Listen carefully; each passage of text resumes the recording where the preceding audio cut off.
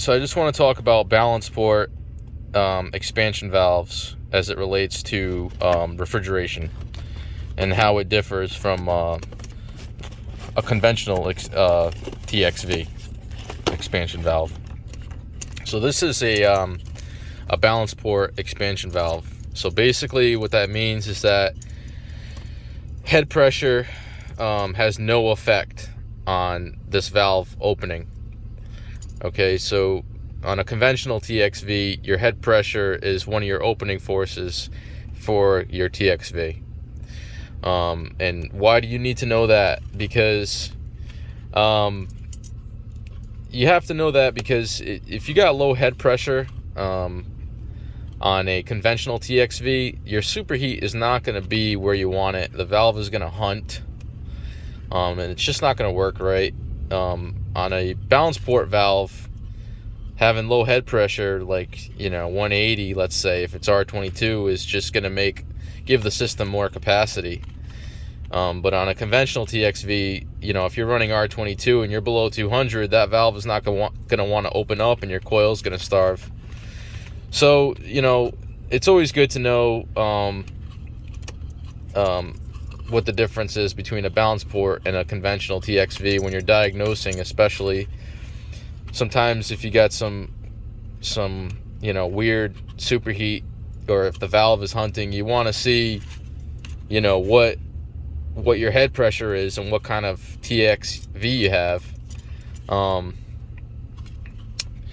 If you got a conventional TXV and your head pressure is not high enough and your evaporator coil is frosting, your immediate instinct is going to want to put a time clock on there with air defrost, and that's okay, and that's a solution too. But you might want to think a little deeper and see why it's doing that. Maybe you got a conventional TXV and you need a little more drive to push the refrigerant through the valve. So it's good to become familiar with TXVs a little bit. I got this Sporlan TXV selector book, and it's good to have this information and to become familiar with it, especially if you do a lot of retrofitting. If you work on a lot of old systems like I do, you kind of have to know this stuff. I mean, if you don't, you're in the dark a little bit. So I got a real basic understanding of this book and how to select a TXV. I kind of figure that if I know a little bit about what the engineer does, it's only in my favor. It helps me. And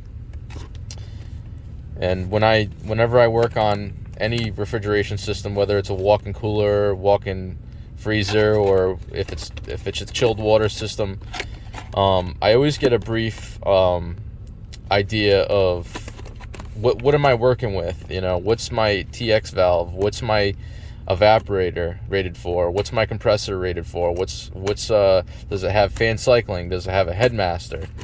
So what kind of refrigerant does it run? What kind of oil is in the compressor? So you kind of want to know. You got every service call on a walk-in or on a refrigeration unit. I always kind of do like a brief 5-10 minute overview of the whole system itself. I have Copeland Mobile, I have my Sporlan book, and I just kind of do an overview, see what am I working with. Sometimes you run into these systems and 5 other guys before you, they always kind of band-aid the system, but nobody ever really figured out what's the root cause of why it does what it does, and it runs weird. When you know these little ins and outs of these systems, you can the service calls become easier, and you will impress your customers. So yeah, just balance port valves. That was the topic of the video. So balance port versus conventional TXVs, and yeah, so that's it.